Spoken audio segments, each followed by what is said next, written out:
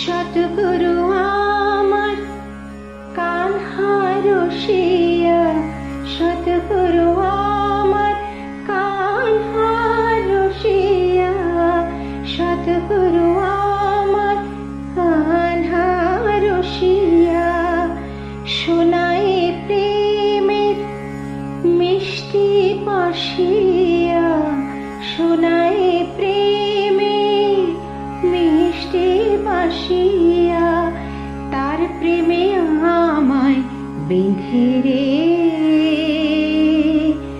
তার প্রেমে আমায় বেঁধে রে, আমার মনকে ভোলায়।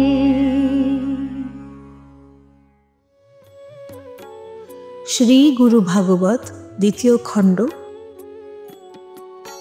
মূল রচনা ডক্টর চন্দ্রভানু সৎপতি। পর্ব 130। এই পর্বে আমরা আলোচনা করব সদ্গুরুর কর্মকাণ্ড, তাঁর কার্যক্রমের ক্ষেত্র।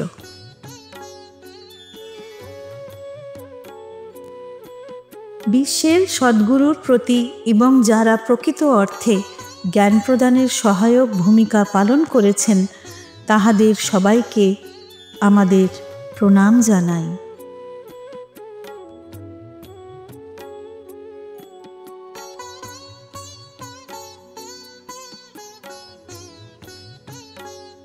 জগতের সকল সদ্গুরুই জ্ঞান ও ভক্তির প্রবল বৃক্ষের মতন বা মহাতরু। তাঁরা সকলেই দেবত্বের একই অবস্থায় রয়েছেন এবং মহান।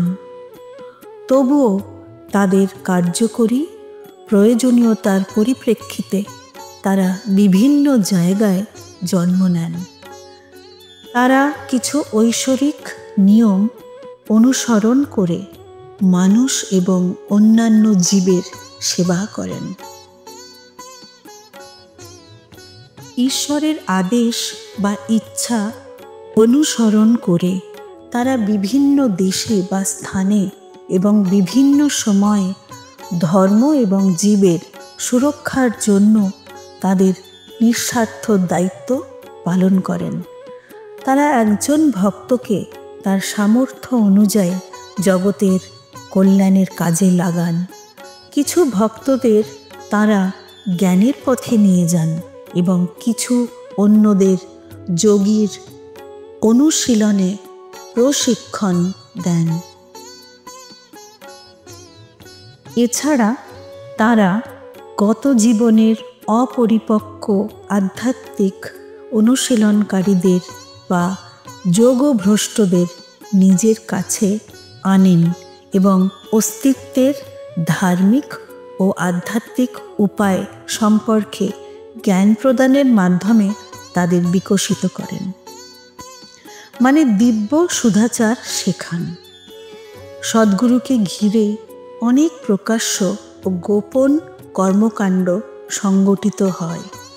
যদিও শ্রী গুরুর ঐশ্বরিক ক্রিয়াকলাপগুলি প্রকৃতিতে খুব জটিল, তবুও এটি শেষ পর্যন্ত উপকারী ফলাফল নিয়ে আসে বা লাভদায়ক হয়। ভক্ত সাধারণত সদ্গুরুর আশেপাশে চলা এই ধরনের অদেখা কার্যকলাপ সম্পর্কে অজ্ঞ থাকে। সেজন্য যখন এমন অলৌকিক ঘটনার সম্মুখীন হয় তখন সে তার অজ্ঞতার কারণে ভয় পায়। অলৌকিক ঘটনা ঘটতে দেখে তার কল্পনা আগাছার মতো গুজিয়ে ওঠে। সূক্ষ্ম খেলাটি বুঝতে না পেরে সে মাঝে মাঝে নিষ্ঠুর বা ক্ষিপ্ত হয়ে যায়। শ্রী গুরুর চরণে আমাদের সবাইকার সাষ্টাঙ্গ প্রণাম।